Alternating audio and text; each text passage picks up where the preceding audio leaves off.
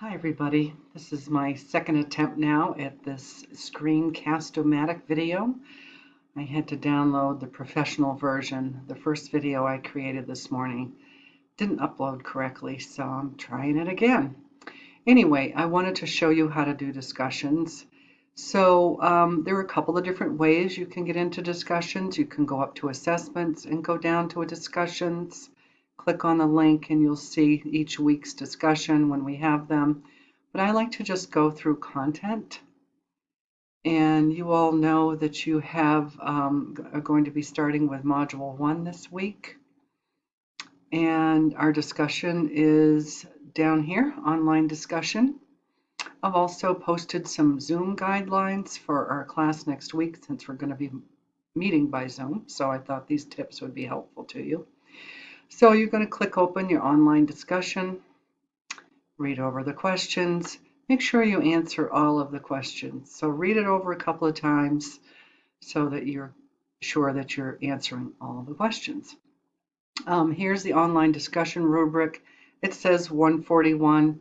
Ignore the extension on that. We use the same rubric for all online discussions in most classes. So we just keep recycling them, but you can read this over again so you can see how you're going to be evaluated in the online discussion.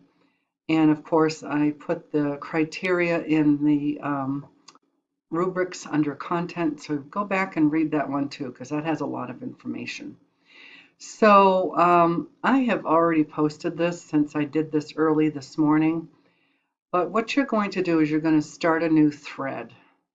Okay, you're going to click on that and you're going to start a new thread. And then a box will come up. And then you're going to type in what you need to say in this area right here. Okay, so I'll go back and show you another post quickly since this one already posted.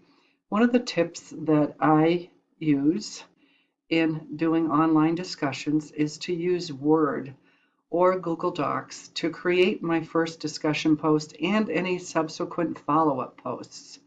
And the reason I do this is because I know that D2L suddenly has glitches, and you can be typing along in the thread and then all of a sudden have D2L quit on you and then you've lost everything.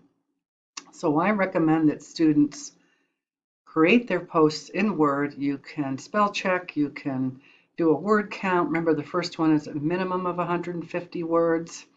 And then you can just cut and paste and upload to your discussion. And that way you save it in a folder, and that way you always have it. So I'll just redo this discussion quickly to show you.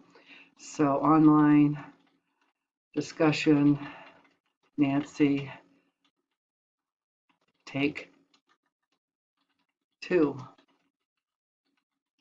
So I'm going to go out to Word now. You see I have it pinned to my taskbar. Just going to go out, and I've already got the document prepared. I'm just going to highlight it, all the text, hold down on the mouse key, and then just scroll down, and I'm going to use Control-C on my keyboard to copy it, and then I'm going to use Control-V on my keyboard to paste it. And you want to keep the formatting. So there's my original post, okay? So you can read that over. I won't read it to you. You can also change the font if you want it to be larger, which is nice. I usually stick with the black. That way, if somebody has some visual impairment, they could easily see our posts, and the screen readers can use that as well. You can look at more things that you have here for tools. Just hover over each icon and you can see what they all mean. Okay, so it's pretty darn easy to use this once you get used to it. Remember, there are also other tutorials contained within the D2L help under a help menu in the course homepage. Okay, so that's the original post. If I want to expand the window to see more, I can just click, hold, and drag this little box here. I want to put in an image like I did in my first post. So I save my discussions and my images on a special folder on my desktop. So here's the camera. This says insert image. I'm going to insert the image. I'm going to go to my computer, and you're going to upload the files from your computer. And let me get up to my course here. There's online discussions, and then you can see I have a little image right there. We talked about being the captain of your own grade ship. So I thought this was a nice little inspirational quote. So I'm going to say what this is, and it's good to do this in case somebody has visual impairment. They can actually, the screen readers can say, hey, that's a sailing ship. Okay, there you go. And then there's my little image. Now you don't want your images to be too large. Some people insert images that are ungodly large, and everybody has to scroll to read them. So try to keep them, fairly small. 300 is good, and you can, play around with the clicking and dragging. Okay, so that's how you insert an image. If you want to insert a link, I know we didn't get a chance to look at the fashion show video yesterday from our Facebook page. So I'm going to give you the link for our Facebook page, and I hope everybody will like us and follow us because we have videos from our prior shows on our Facebook page.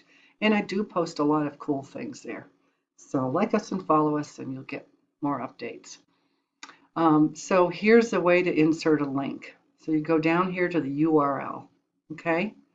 And then I'm going to sneak out quickly and look up that link on Facebook. I think I know it, but I want to make sure I have the correct link here.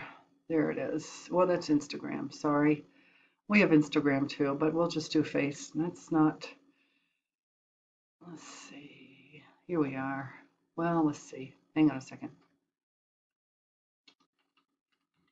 There we are. Okay. This is our Facebook link. What I do is I Control C to copy it, and then you can like us, and then you can get all these good updates and see all sorts of pictures and class announcements and all sorts of cool things. So please do like us and follow us. And then what I'm going to do is I'm going to Control V, paste that link in there, PCC Fashion, Facebook. Okay, and then a new window, insert that, and there's the link to our Facebook page. I'm going to make that a little bit larger. After you're done with this, you just check it over one more time, make sure you've answered all the questions, and then you can post it. Okay, and then it automatically posts. So then when you go to do a reply for this, you want to reply to the thread, and you're going to be replying to 2 other people, 50 words minimum each. So I'm just going to say, second video, hope this one works, and post it. So you're going to be doing 2 of those. So again, that's how to do your posts, and then you can read it. You can read everybody's posts, and you can see there's the first one I did this morning. I'm going to delete one of those. Again, go back to the rubric over here. Online discussion rubric. There's more information here. I'd download that and print that out. Okay, everybody, so that's my tutorial for this this discussion post. So I hope that this is helpful to you, and I hope that this is working now. So thanks so much. Bye-bye.